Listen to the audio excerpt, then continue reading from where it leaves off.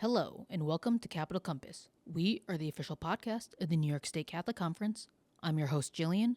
Today, in episode 47, I'll be talking with Kristen Curran, Director of Government Relations for the conference, about the implications of physician-assisted suicide passing in the legislature, arguments for a veto, and what's next.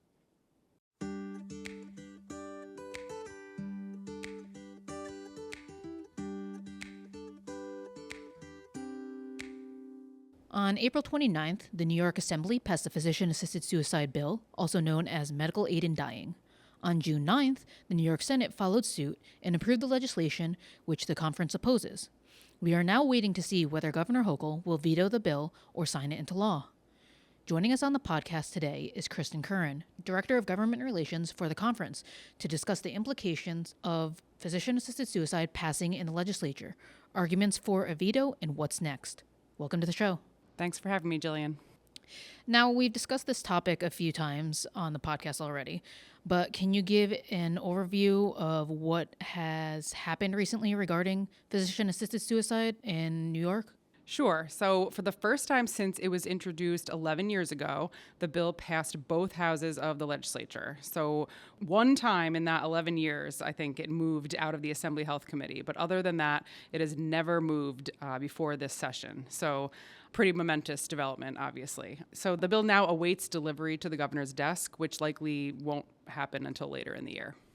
What exactly does the physician-assisted suicide bill in New York propose? How could its passage change the healthcare landscape in the state?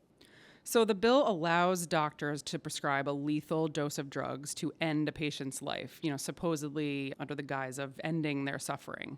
As many of our doctor advocates discussed during our meetings with legislators, this really will upend the centuries-old doctor-patient relationship that has really always been centered on the Hippocratic Oath, which of course is first do no harm. So this will really, change the role of doctors, which has always been that of a healer, as doctors now move to actively ending patients' lives. One of our physician advocates discussed at length the fact that the first do no harm philosophy has long served as sort of a mechanism to check doctors' inherent biases, which, as he discussed, like it or not, every human being has, that could come to the forefront. So I think that's, a really important point to think about that's not really talked about a lot. And I think that will be one of the many unintended consequences of this bill. As you mentioned, it has been proposed in the legislature before, but it really hasn't gotten that far. What's the significance of the legislature passing this bill now? How does it impact the state's approach to end-of-life care? Sure. I think even, whatever happens with the governor, obviously, the fact that it's now been passed and approved by both houses of legislature, certainly normalizing the practice, whether or not it ends up becoming law this year or not. So, we talk a lot about the fact that New York State ranks almost dead last in the uptake of hospice and palliative care, which is, a real shame.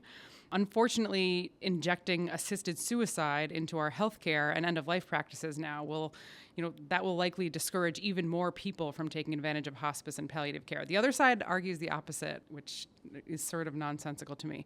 But the statistics in states where assisted suicide is legal show clearly that individuals that opt for assisted suicide overwhelmingly choose it not because of pain or suffering, but because they feel like a burden.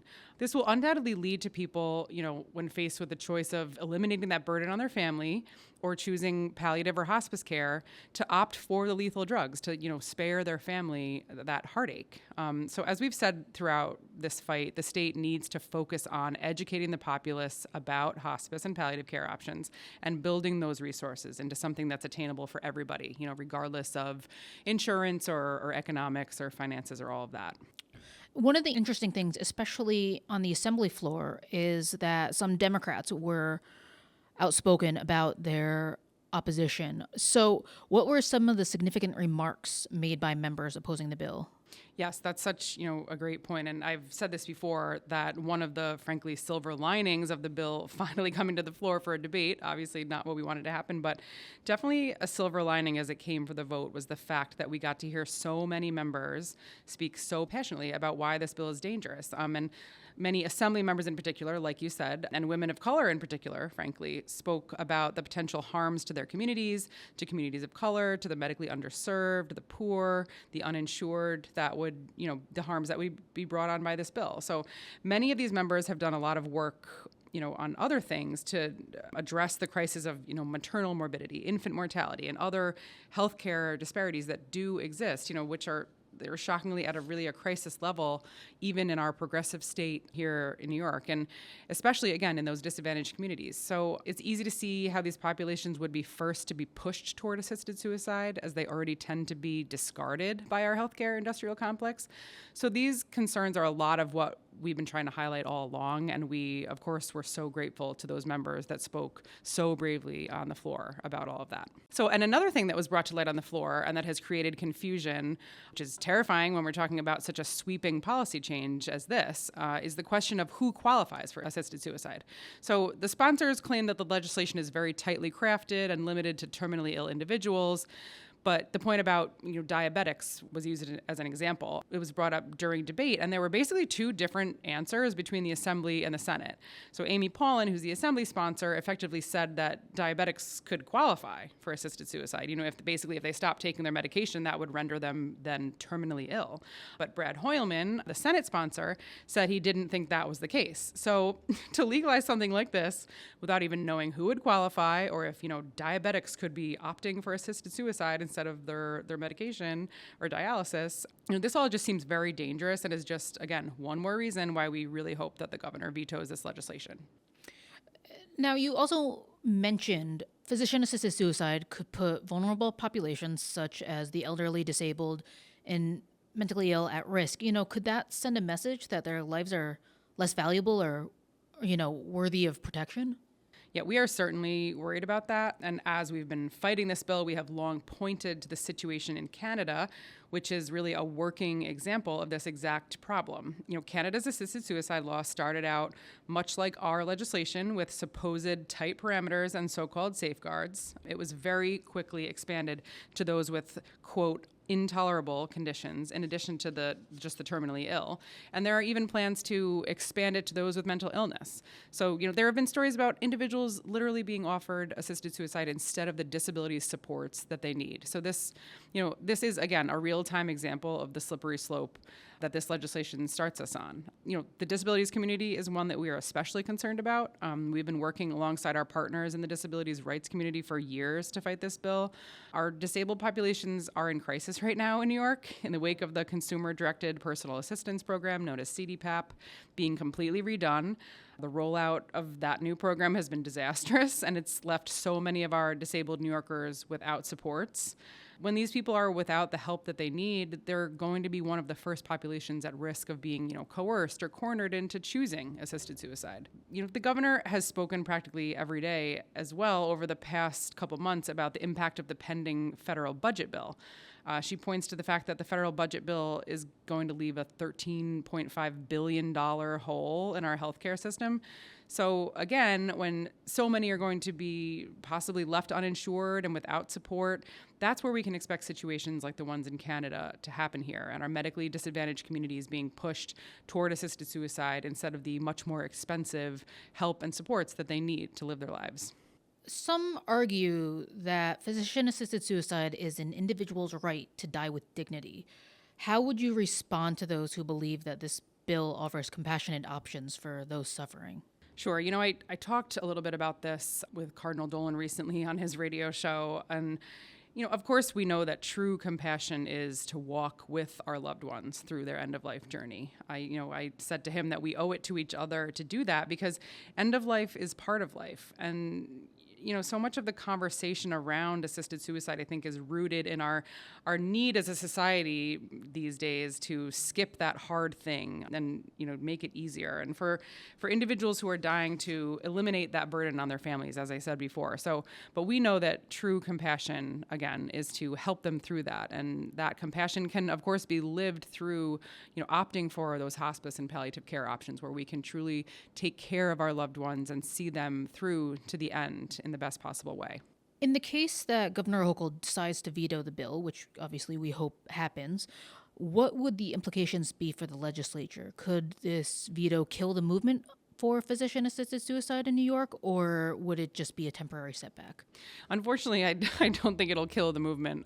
And of course, the puns here are almost too good to resist. But these people are relentless. We know that. They've been a formidable opponent. It seems to be a small group of people that just this is their whole life, is to advocate for this. So I unfortunately don't think it's going to kill the movement. Their movement just seems endless. But I think, if the governor rightly vetoes this bill, the bill would be, of course, automatically reintroduced next session, where we run on a 2-year session period. Next year is the second year. So, but, both houses would, of course, need to pass it again.